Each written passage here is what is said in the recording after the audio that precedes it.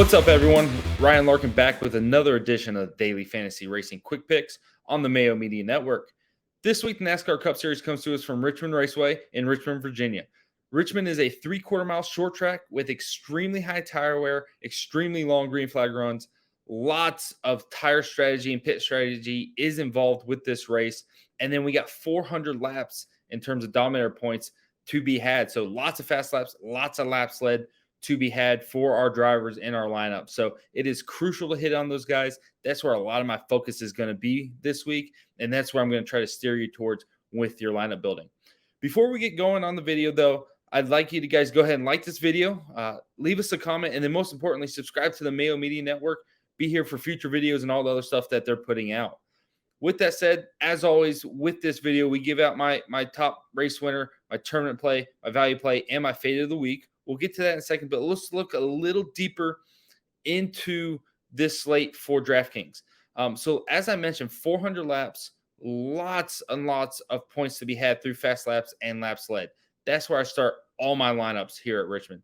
I am looking to tackle probably 3 guys. I want to hit 3 guys in my lineup that are going to lead a bunch or get a bunch of fast laps or do both, hopefully. Back in April, we saw Bell lead a chunk, Byron lead a chunk, Truax lead a bunch. We saw pit strategy end up with Harvick and Hamlin, finishing 1-2, Hamlin taking the victory. I believe Harvick was second in that one. But basically, guys screwing up pit strategy on the long runs. We saw almost nothing in terms of carnage or wrecks or chaos. It really all came down to who had the best pit strategy, who can figure out the best point to pit, whether it's a 2-stop or a 1-stop strategy through the stages. Same thing in that final stage. It really came down to who was on top of their game the best there at the end.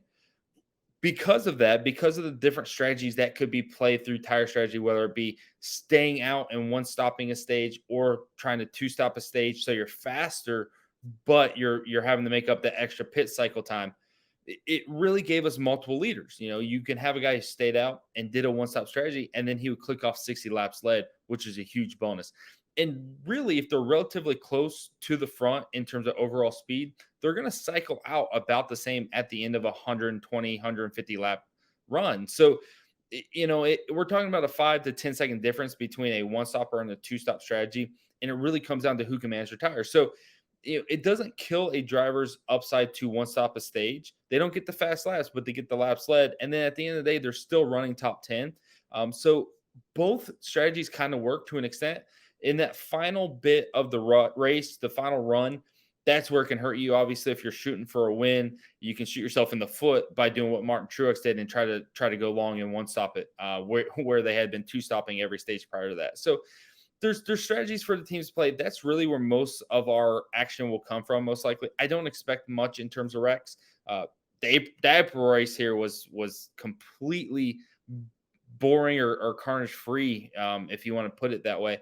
So there wasn't a lot of action in terms of contact, beating and banging, anything like that. It was very hard to do that. And it was hard to pass, honestly, outside of having good long run speed with fresh tires or being able to maintain your tires better. So most of our passing came through that type of tire strategy and not really on track in terms of head-to-head speed, which kind of wasn't great either. We saw the same thing at Martinsville. We've seen that a lot on short tracks where passing is hard, so we should expect that again this week. With that said, I think that pretty much sums it up. Like I said, I'm looking to get a lot of dominators. So when I start with my race winner, I'm looking for a guy who has done that historically here, who I believe has that upside again this week. And on through the list, when I'm looking for tournament plays, my second, third dominators, I'm looking for people who can put up big point totals, hopefully get me a good top 10, top 5 finish, but also get a bunch of fast laps or possibly lead here. I'm going to forego maybe some of the place differential plays. Like Tyler Reddick stands out as someone I may kind of get off of or go light on because I'm chasing dominator points. Now, of course, you could have a single dominator, a guy go out there and just lead 200 laps. That's possible. You could have 2 guys split it pretty equally, and then you want some more place differential guys. But I'm not hunting to play Chase Elliott, Tyler Reddick, those guys necessarily just because they offer place differential. I want some more from them.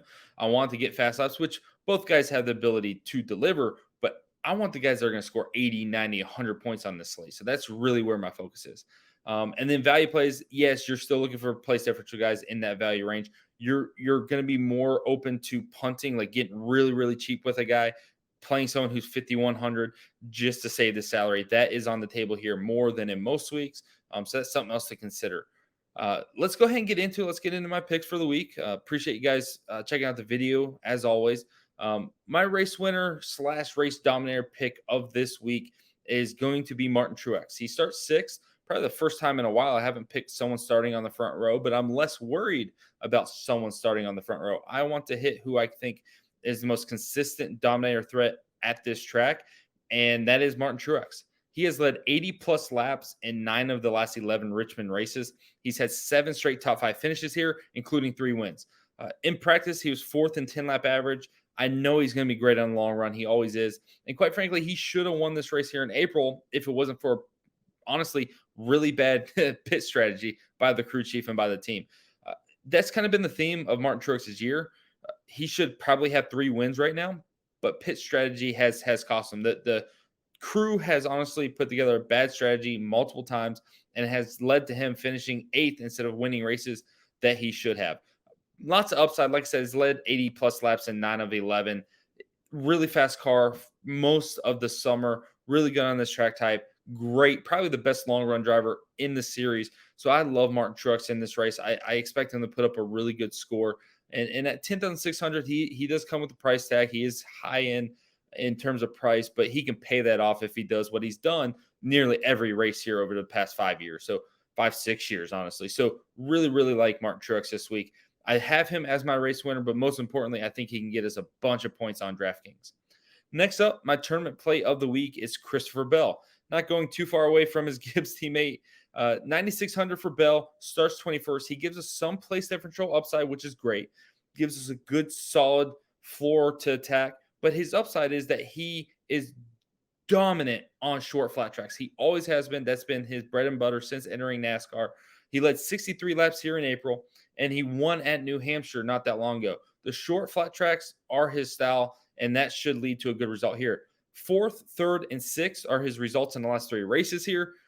And like I said, very, very good upside from 21st with place differential points. So he can tackle the place differential point area, get us a bunch of points there. But I see him clicking off a bunch of fast laps, 30 or 40 of them in the race. And I can see him leading this race as well.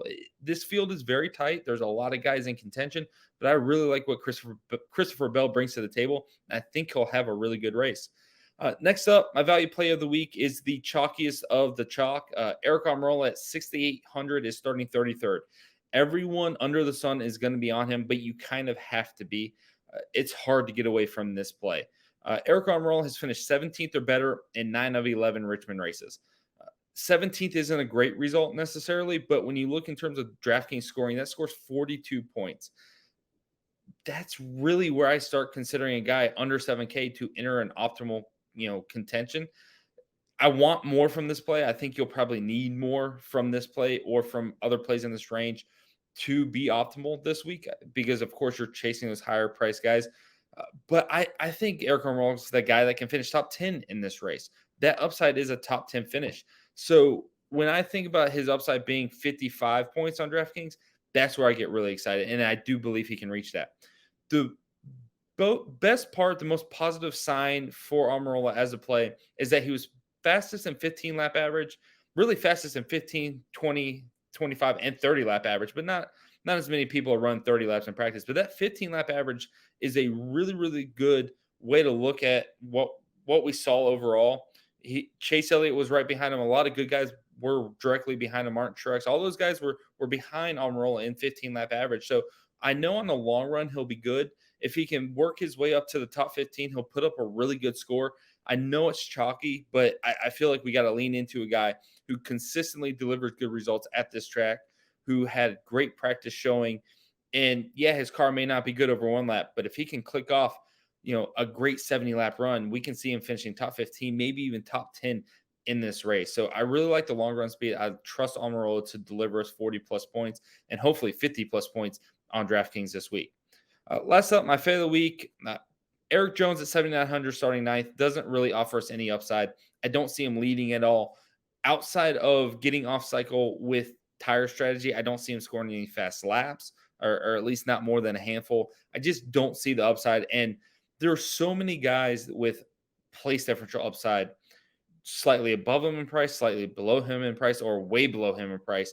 I don't see how he pays off a $7,900 price tag, and I just don't want to invest anything in him. So while I don't think he'll see a lot of ownership, I don't think this is going to give you a ton of leverage on the field.